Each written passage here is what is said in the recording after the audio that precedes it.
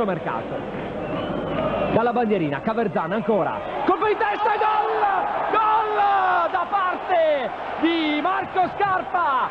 C'è il gol di Scarpa, 2 minuti.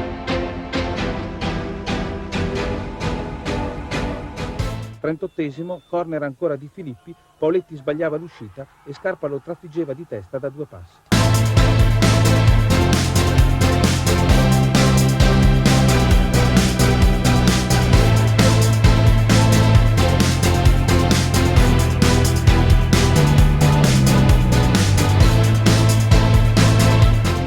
Forse come tempo non è stato eccezionale nell'uscita. Intanto attenzione al tentativo da sinistra, il colpo di testa alla rete, gol di Scarpa, il vantaggio del Bassano.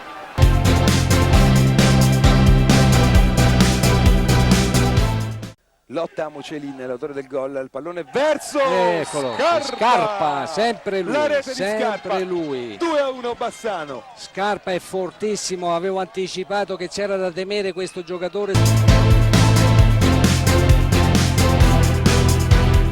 Attenzione intanto, il tocco per Soncin, il cross, attenzione Scarpa, ed è gol, raddoppio del Cittadella.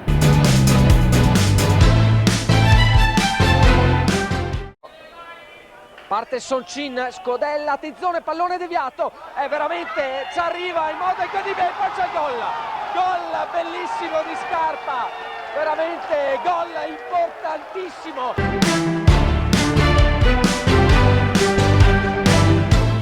Quindi, anzi, si tratta di Filippi, attenzione, pallone che arriva lì, gol! Marco Scarpa sul secondo palo, gol dell'attaccante di Chioggia.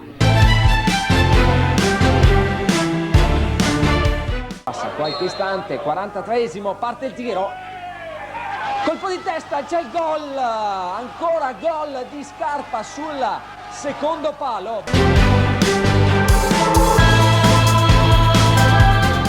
Ed è proprio il numero 9, tra i migliori in campo, prima della mezz'ora a regalare questa volta di testa il 2-2 definitivo.